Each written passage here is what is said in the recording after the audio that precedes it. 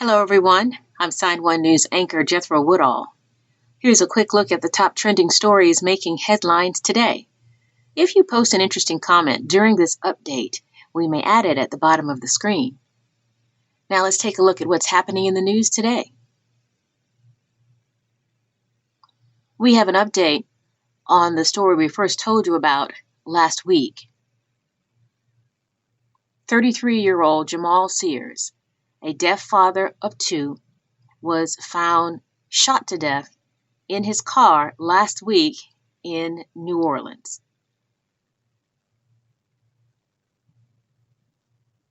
Our Sign1News producers just heard back from the Homicide Division of the New Orleans Police Department. After a week of interviews and investigating, authorities still have not made an arrest or established a motive in Sears' shooting.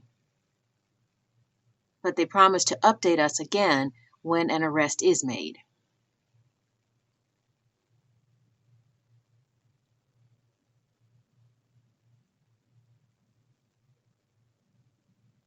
Frances Haugen, the whistleblower who leaked thousands of internal Facebook documents to the Wall Street Journal,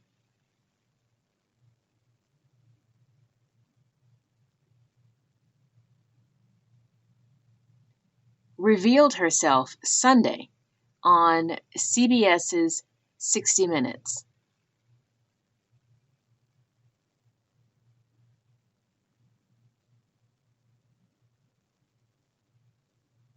She claims Facebook consistently chooses profit over safety and has tried to hide evidence of it.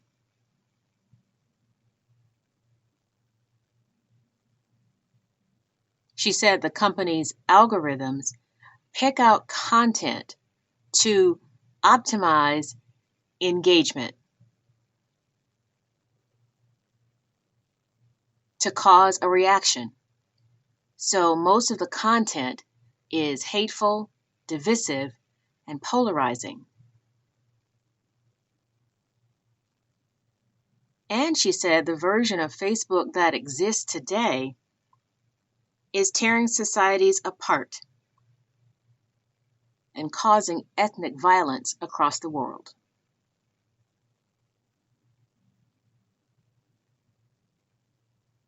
Facebook responded by saying, "No social media platform is perfect,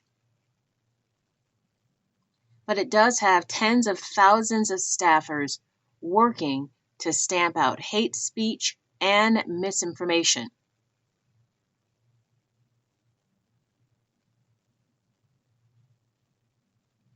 Facebook also added that advertisers don't want to be associated with a toxic environment, so it is in Facebook's best interest to clean up the platform.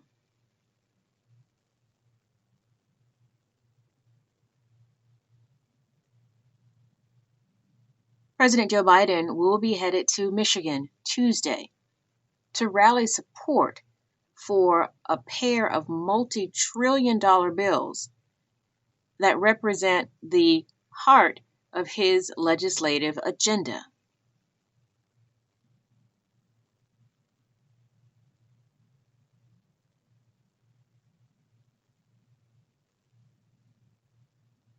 After a week of negotiations, Biden's social and environmental policy overhaul is still in limbo.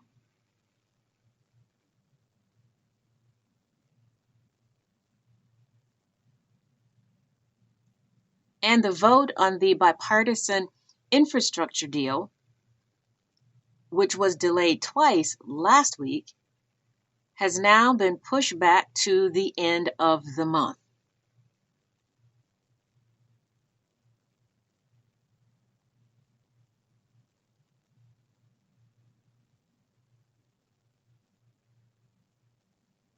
Progressive Democrats are insistent the infrastructure bill will not pass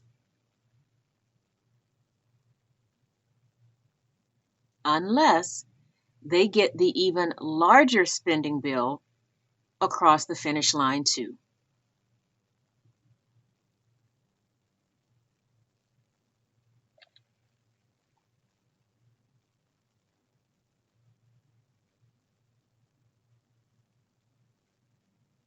The Williamson County, Tennessee School District may soon ban several history books.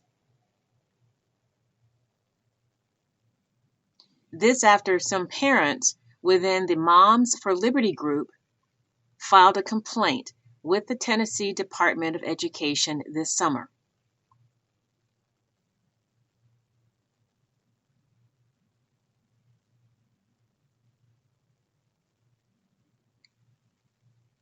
They are angry about 4 books on inclusion being taught in 2nd grade. Books that tell the story of school segregation through the eyes of Mexican American students. One is about Martin Luther King Jr.'s March on Washington, and 2 are about civil rights icon Ruby Bridges.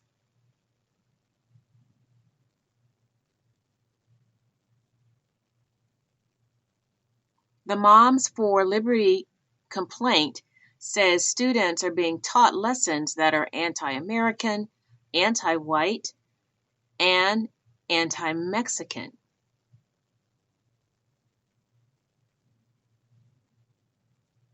And state law may be on their side.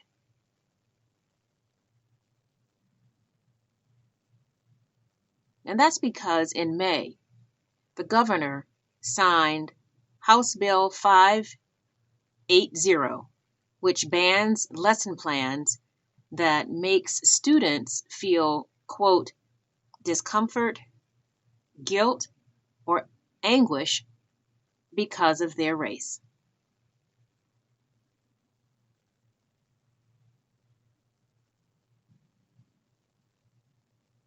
What do you think?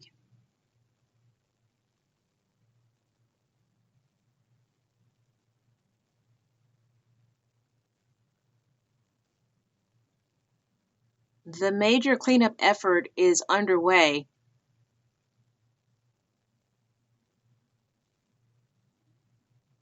Due to 126,000 gallons of oil gushing into the Pacific Ocean after a pipeline leak was discovered on Saturday. A catastrophic spill that has caused potential ecological disaster as hundreds of dead birds and fish have washed up on beaches. The leak appears to have stopped, but divers say the recovery and cleanup effort will take quite some time.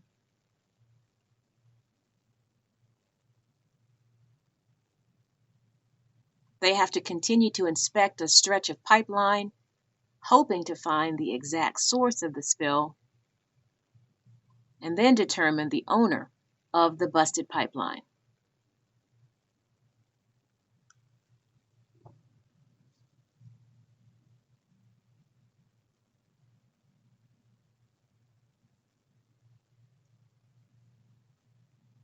Ready or not, the holiday shopping season has officially begun.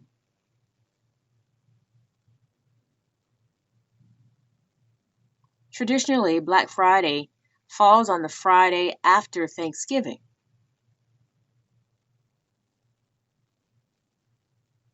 But today, Monday, Amazon rolled out some of its Black Friday deals earlier than ever. They announced deep discounts across every category for select days in October and November.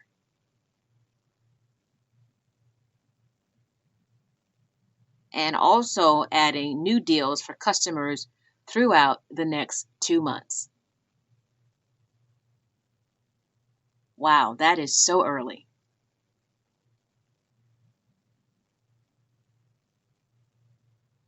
And finally, here's a great feel-good sports story.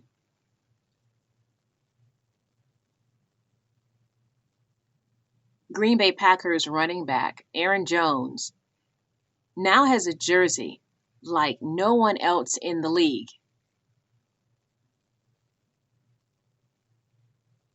Customized by team equipment manager Red Batty.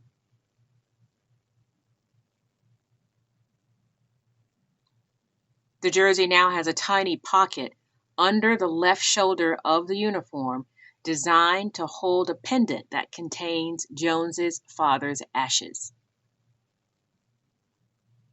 Jones's father attended every game he played in his 9-year NFL career, but died in April of COVID-19 complications.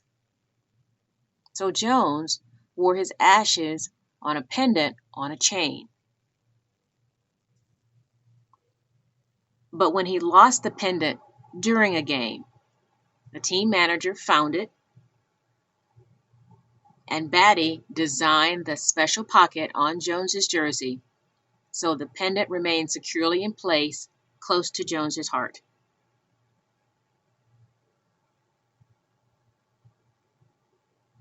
Sign1News will be broadcasting live updates Monday through Friday. Then this Saturday at 6 p.m. Eastern Time, join us for a live panel of diverse guests to discuss the hot topics of the week.